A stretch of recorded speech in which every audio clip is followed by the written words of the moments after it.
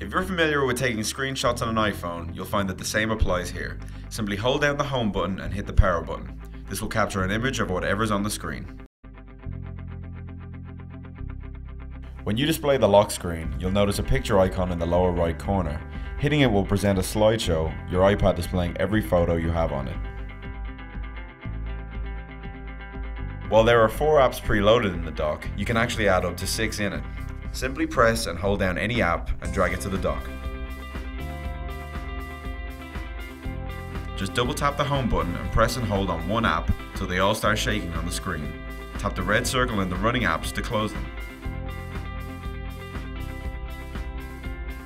If you accidentally hit the home button when using an app, you can avoid shutting it down by continuing to hold down the home button. Do it long enough and your iPad will forget about closing the app you've loaded up. If you want to protect your data, you can after 10 failed passcode entry attempts. In settings in general, go to passcode lock and check erase data.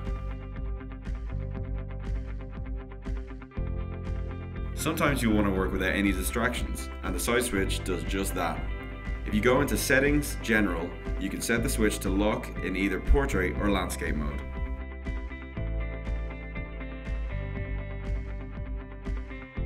While the search engine is set to Google by default, you can change it to either Yahoo or Bing if you wish.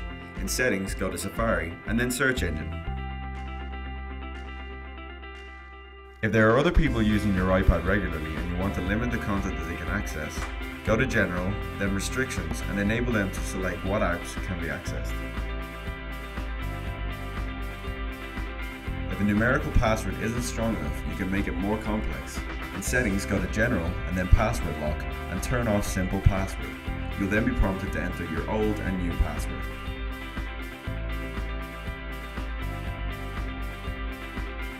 If you write certain phrases regularly, you can create custom shortcuts to save time. In Settings, go to General, then Keyboard, and then Add New Shortcut. Here you can create your own shortcut phrases.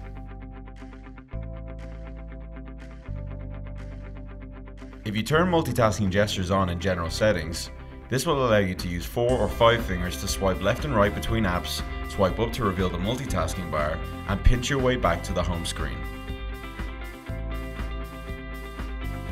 If you want the search function in your iPad to be faster and more focused, you can set it so that only specific apps or details appear. Go to Settings, then General, and select Spotlight Search. Here you can choose what appears the next time you search. In Google Maps, you may have noticed a dog-eared page icon on the lower right corner. Press it and it turns the traffic overlay on. You'll be able to see how quickly traffic is moving, green meaning it's going at a regular speed, and orange and red showing if it's going slower than expected. If you come across a word you don't understand, select it by touching and holding it, then tap Define or Dictionary.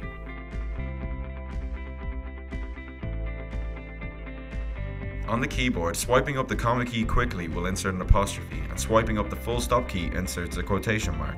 Also, holding down a key will bring up accented versions of that character. Pressing spacebar twice will do a full stop and then a space.